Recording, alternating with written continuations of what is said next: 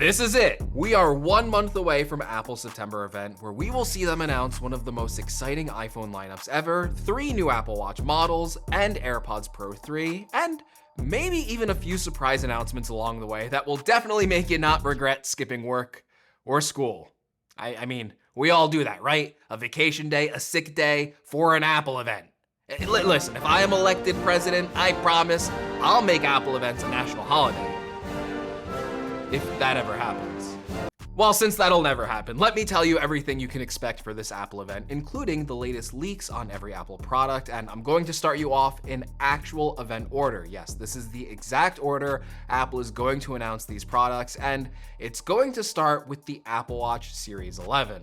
Overall, this is going to be a pretty small update. Last year was the big design update for the Series 10, which actually gave it an even bigger screen than the Apple Watch Ultra. This year, the changes are more internal, but really, not even that much of an exciting upgrade. I think the big disappointment is that the S11 chip is going to have the same performance as the S10 chip, which also had the same performance as the S9 chip. So in terms of a processor upgrade, it looks like we're gonna have to wait another year. Now, technically, there will be a chip upgrade for the wireless capabilities of the Series 11. This will be the first Apple Watch model capable of 5G, which means your battery is going to drain about 50% faster than usual. So that's great. Okay, it should mean faster data speeds for cellular Apple Watch users and hopefully some improved connectivity overall when you're away from your iPhone. Now, it's been a while since Apple has added a health feature to the Apple Watch, and the blood oxygen sensor Apple had to remove from a lawsuit actually returned to the Apple Watch the other day, but you have to just check your iPhone to see it, but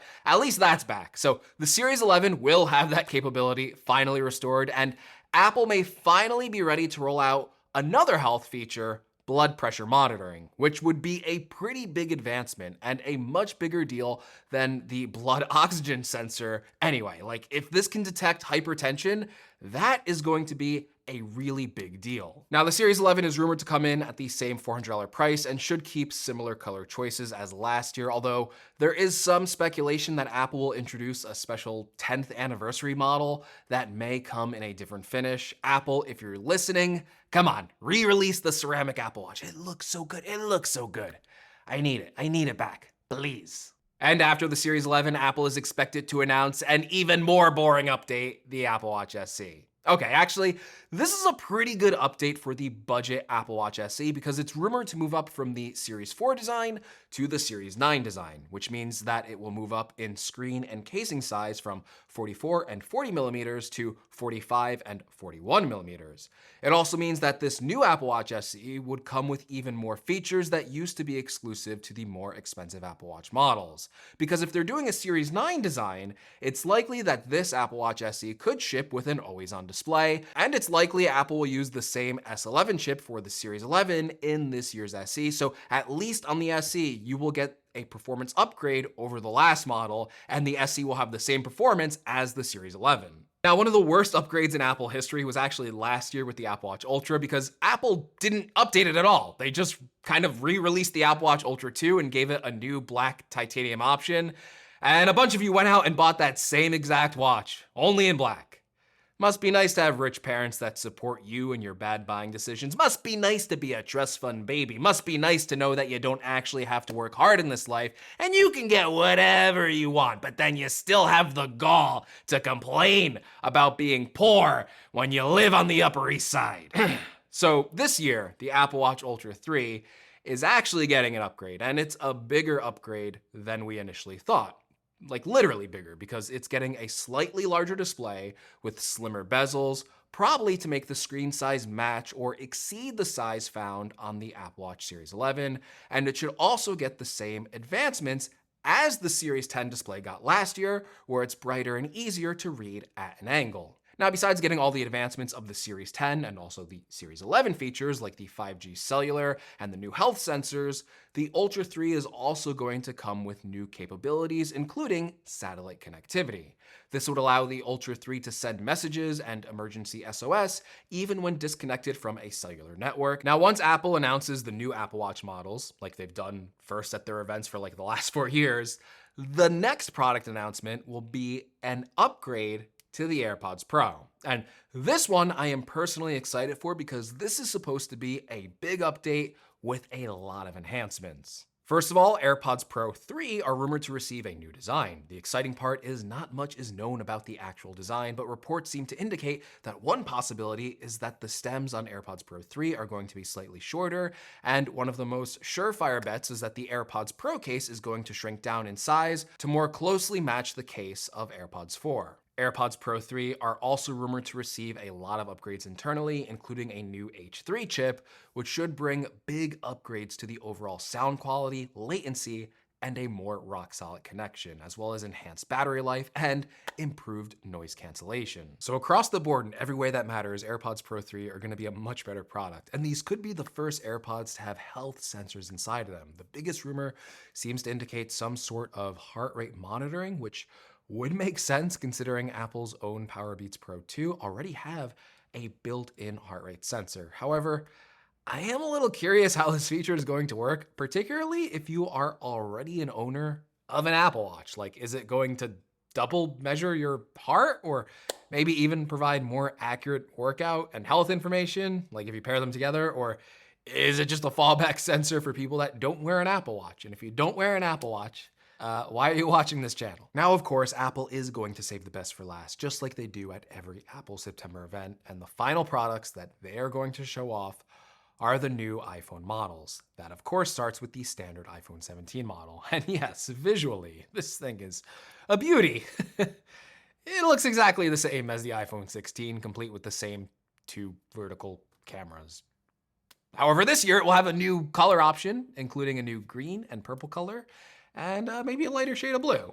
Although that won't be the only design change, yes, because Apple is increasing the screen size from 6.1 to 6.3 inches, like they did with the Pro models last year. So the regular iPhone 17, well, there's only one iPhone 17 model this year, so it's gonna be bigger than the iPhone 16, and it will likely pack in an even bigger battery for the longer battery life. And I guess having a standard bigger iPhone is, less of a hit considering there won't be a Plus model this year. Okay, besides the screen size change, the biggest change for the iPhone 17 is going to be the new display, because this is the year where the normal iPhone models will finally, and I mean finally, for all you nerds out there that complain every year about the normal iPhone model, even though you usually end up just buying a Pro anyway, the normal iPhone model will get a 120 Hz ProMotion display.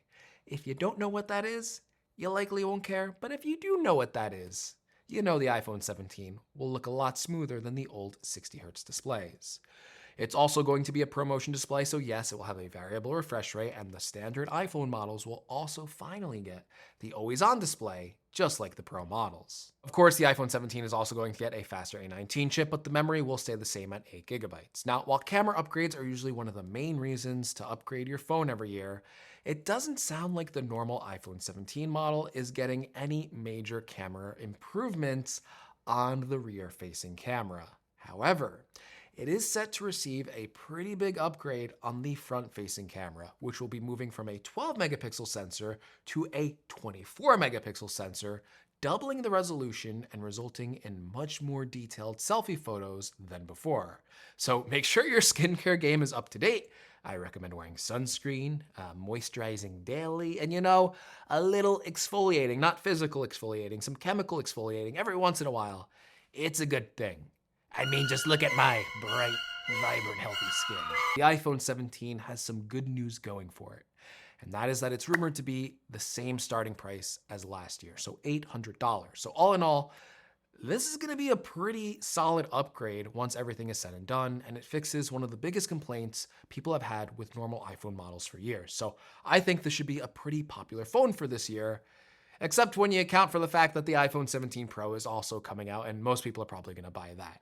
Because the iPhone 17 Pro is really the phone that most people are interested in, because this is the iPhone that's actually getting a brand new design this year. Now, yes, it will keep the same 6.3 and 6.9 inch display sizes for the Pro and Pro Max, but Apple is getting rid of the old camera bump setup and instead adding a much larger full width camera bar, or what I have been calling, my voice is cracking here because I'm not feeling that well, the camera island. Now, the design update is more significant than just making the camera bump bigger, but it's probably in a way that most people won't appreciate, because it's kind of an upgrade and a downgrade at the same time, depending on how you look at it. And that's because for the first time ever in a Pro iPhone model, Apple is not using an exclusive premium metal. In every other Pro iPhone since the iPhone 10, Apple has either used stainless steel or titanium to give the Pro models a more premium finish, and yes, it looked and felt more premium than the aluminum material used on the regular iPhone models. This year, Apple is removing the titanium frame, and yes, replacing it with an aluminum frame just like the regular iPhone 17. So yes, it will be less premium looking and feeling. However, there are a lot of benefits switching to aluminum, and one change that might actually make it more premium than we think. That's because the iPhone 17 Pro is likely to use a unibody aluminum design, meaning that the entire case is one whole piece of aluminum rather than separate pieces sandwiched together between glass. That would improve the build quality and overall look, and based on leaks, Apple is adding a glass cutout on the back of the 17 Pro that would not only keep the wireless charging capabilities, but could give it a unique two-tone finish, which could give it a really interesting look. Aluminum is also lighter than stainless steel and titanium, so even though we may lose a bit of that shiny, polished edge, these should be the nicest feeling Pro phones in terms of weight. Like, they are going to be very lightweight phones. And it also means that Apple can add even bigger batteries without having to worry about drastically increasing the weight. And it's rumored that the iPhone 17 Pro Max will take advantage of this and have the biggest battery out of any iPhone model ever, with a massive 5,000 milliamp hour battery, which should result in around a 10% battery gain. And another added bonus for Apple using aluminum is that aluminum, it is much easier to anodize, so that means it's easier to change the colors, meaning that the stale muted colors we have been seeing on the Pro iPhone models are likely to be a thing of the past, with the iPhone 17 Pro rumored to be getting a new bright orange color option and a deep dark blue color. So overall, I think the switch to aluminum could end up being a positive win. Now, that larger camera island isn't just for looks. One of the last minute leaks is that Apple may have made the camera bump so much larger to incorporate a really big enhancement, and that would be a really enhanced zoom lens, more than we originally thought. Namely, it could be a lens that physically moves and switches between a native 5x and 8x mode, meaning it is actually physically zooming in rather than just relying on a digital zoom, which would be a huge feature for the 17 Pro. The larger size is also because of a confirmed bump up in resolution from 12 to 48 megapixels, and that means Apple will be able to use that extra resolution to enhance digitally zoomed in photos. So let's say you're using the 5x lens, well, then you could digitally zoom into 10x and it should natively feel the same in quality as the 5x lens because of all that extra resolution. It also means that every rear camera will be 48 megapixels, which means that Apple can now add 8K video to the iPhone 17 Pro because every lens is capable of recording at that higher resolution. And yes, the 17 Pro will get the same 24 megapixel front-facing camera as the 17, but the iPhone 17 Pro will be getting an exclusive A19 Pro chip, which will not only have a stronger GPU, but it's also going to get a 50% increase in available memory from 8 gigabytes to 12 gigabytes, which is a pretty big increase, and an iPhone with 12 gigabytes of RAM is kind of crazy. Now, yes, while every iPhone 17 model will get a 120 Hz display, Apple is still adding some exclusive display upgrades to the Pro model, including a new anti-reflective display, which will look much better in outdoor use, and apparently it will be paired with an even better scratch-resistant coating to give the Pro models a new display edge over the normal iPhone 17, and give every one of you something else to complain about in the comments below about why the normal iPhone model isn't good. Now, this next part is bad news or good news, depending on your outlook. So the iPhone 17 Pro is kind of getting a price increase and kind of a price decrease at the same time. So if you're buying the 128 gigabyte model, well, unfortunately, that will no longer exist. Apple is bumping the Pro iPhone model to 256 gigabytes of storage on the base model. But because the 17 Pro will start with that much storage now, they're actually bumping the price up as well to $1,050, which is a $50 price increase over the base starting price of the regular 16 Pro. But if you already bought a 256 gigabyte model anyway, well, you're actually getting a $50 price decrease. So it's not that bad, right? I mean, yeah, the 17 Pro will have a higher starting price, $1,050, but at least you're getting more storage. And if you were buying more storage anyway, you're getting a price decrease. Now, for the 17 Pro Max, the price increase is a little bit more steep because it already started with 256 gigabytes of storage. at $1,200. But the new model, the 17 Pro, will start at $1,250 with no additional storage. So for the Pro Max, it's just a $50 price increase with no added benefits, which sucks. But thankfully, I don't plan on buying a Pro Max model this year, so I don't care. You have fun with that. Now, yes, there is one more thing. And I think this is how Apple will introduce their latest iPhone model, the iPhone 17 Air. The iPhone 17 Air is an interesting phone because at first it sounds like a thinner iPhone 17, but what it's starting to sound more like is an ultra-thin iPhone 17 Pro. So yes, the main difference is that the iPhone 17 Air will be the thinnest iPhone ever released at just 5.5 millimeters. In fact, I believe it will have the title for the thinnest smartphone ever when it's released. And it will be in between the size of the iPhone 17 and the iPhone 17 Pro Max with a 6.6-inch display that, yes, has the same 120Hz ProMotion display as all the other iPhone models. So right off the bat, just based on its design, it's an interesting phone being that thin. But recent rumors say it will now actually come with an A19 Pro chip and could have the same 12 gigabytes of memory as the 17 Pro. And the only difference is that the A19 Pro and the 17 Air will have one less GPU core, but still, it is the Pro iPhone chip inside the thinnest iPhone ever. And that is quite a statement. Not only is Apple about to ship the thinnest smartphone in existence, but they're also about to ship it as the most powerful iPhone in existence, minus the 17 Pro. Oh, you're not losing out on power or performance really. So what's the catch here? Because that is normally the sacrifice you would make when you're making a product thinner. Well, there are compromises here. And the one is that, yes, it's pretty obvious, it only has one rear camera on the back of the phone. And the other is that the 17 Air is so thin, it will have a smaller battery at only 2,800 milliamps. That's not a lot, especially when you consider that the standard iPhone 16 already has a 3,561 milliamp hour battery, meaning the 17 Air will have the worst battery life, not only in the iPhone 17 lineup, but the worst battery life in modern iPhone history. Now, the colors for the 17 Air are also not that exciting. It's just basic silver, black, gold, and a new light blue color that is probably going to be on the regular 17 as well. In fact, a reason why the Air might have boring colors is because this model actually might be using the titanium frame instead of the Pro models this year, because titanium is stronger than aluminum. That may in fact eliminate any concerns of this phone getting unbox therapied. All right, now I think the real struggle for the Air is going to be the price point. The Pro phones didn't come out all too bad considering the storage bump, but the 17 Air is rumored to be starting at $949. So it's technically a $50 increase over the iPhone 16 Plus. And considering there is no iPhone 17 Plus model, like that's gonna be like the lineup. It's gonna be iPhone 17 at $800, and then to get the next model up, I guess would be the iPhone Air, but that's a $150 increase. And then if you want to get the iPhone 17 Pro, that's a $100 increase. And based on that price point, I am really interested to see if this thing succeeds. Just like using my own intuition, I think it will, based solely on having a really thin and futuristic design, but it could also be a major flop if the battery really is as bad as it sounds. And boy, does it sound bad. All right. Before I lose my voice anymore, those are all the guaranteed products at Apple's September event. Now, there are a few wild cards that I want to tell you about. I just didn't know where to put them in event order because I'm not sure if they'll actually be at the event.